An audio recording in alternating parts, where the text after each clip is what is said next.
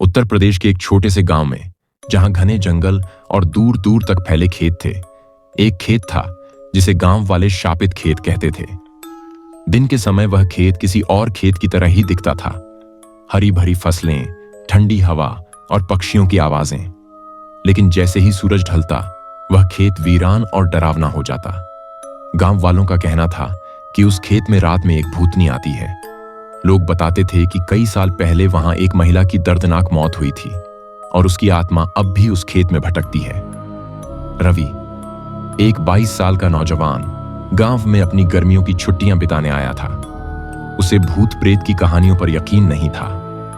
उसकी नजरें हमेशा तर्क और विज्ञान पर टिकी रहती थीं। एक दिन उसने अपने चाचा से उस शापित खेत के बारे में सुना।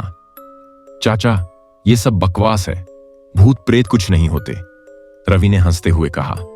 चाचा ने गंभीर होकर जवाब दिया, बेटा, मैंने अपनी आंखों से उस खेत में लोगों को गायब होते देखा है। रात को वहां जाना मौत को बुलावा देना है। रवि ने ठान लिया कि वह इस बात को सच साबित करेगा कि यह सब सिर्फ गांव वालों के डर की उपज है। उसने अपने दोस्तों मोहित और दीपा के साथ मिलकर रात में उस खेत में जाने की योजना बनाई। उस रात चांदनी आसमान पर फैली थी, लेकिन गांव के लोग जल्दी ही अपने घरों में चले गए। खेत के पास सन्नाटा पसरा हुआ था। तीनों दोस्तों ने टॉर्च और अपने मोबाइल फोन साथ लिए और खेत की ओर निकल पड़े। जब वे खेत में पहुंचे तो वहां अजीब सी ठंडी हवा चल रही थी।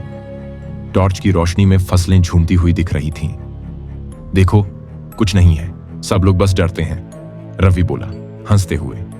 लेकिन तभी दीपा को फसल के बीच से किसी के चलने की आवाज सुनाई दी। तुमने वो सुना? दीपा ने डरते हुए कहा। यह बस हवा का शोर है, मोहित बोला, लेकिन उसकी आवाज कांप रही थी। जैसे ही वे आगे बढ़े, उन्हें एक पुरानी कुएं की जगह दिखी।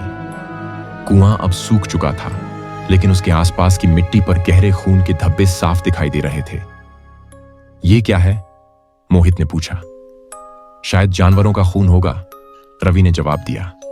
लेकिन जैसे ही उन्होंने कुएं की तरफ देखा, वहां से अचानक एक जोरदार चीख सुनाई दी। उनकी टॉर्च की रोशनी झपकने लगी और हवा ठंडी और भारी हो गई। अचानक फसल के बीच से एक सफेद साया निकलकर उनके सामने आ गया। वह एक महिला थी जिसका चेहरा झुका हुआ था। उसके लंबे बाल उलझे हुए थे और उसके कपड़े खून से सने हुए थे। तुम कौन हो? रवि ने कांपती हुई आवाज में पूछा। महिला ने धीरे धीरे अपना चेहरा ऊपर उठाया। उसकी आंखें पूरी तरह सफेद थीं और उसके चेहरे पर एक भयानक मुस्कान थी। तुमने मेरे खेत में आने की हिम्मत कैसे की? उसने गुस्से में कहा। उसकी आवाज गहरी और असामान्य थी, जैसे कई आवाजें एक साथ बोल रही हों। मोहित और दीपा चीखते हुए भागने लगे, लेकिन जैसे ही उन्होंने खेत से बाहर निकलने की कोशिश की, फसलें उनकी राह रोकने लगीं। ऐसा लग रहा था जैसे फसलें उन्हें जकड़ रही हों। रवि वहीं खड़ा रह गया, कांपते हुए। भूतनी उसके करीब आई और बोली, तुमने मुझे परेशान किया, अब मैं तुम्हें यहां से जाने नहीं दूंगी। रवि ने हिम्मत जुटाकर पूछा, तो तुम्हें क्या चाहिए? भूतनी की आंखों में आंसू आ गए। उसने कहा, मुझे इंसाफ चाहिए। सालों पहले इस खेत के मालिक ने मुझे यहां मार दिया था। मैंने अपनी सारी जिंदगी इस खेत में काम किया, लेकिन उन्होंने मुझे धोखा दिया और कुएं में फेंक दिया।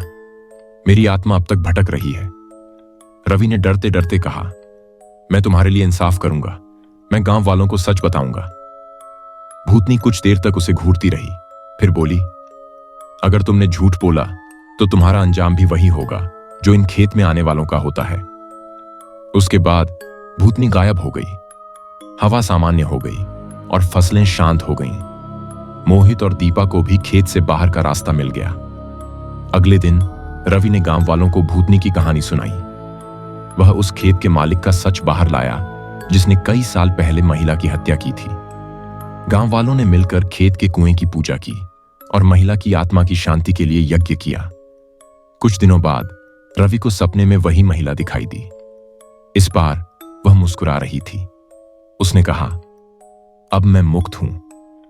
उस दिन के बाद खेत में कभी कोई भूत नहीं देखा गया, लेकिन गांव वाले अब भी कहते हैं कि अगर किसी ने उस खेत की फसल को नुकसान पहुंचाया तो वह भूतनी फिर वापस आ सकती है।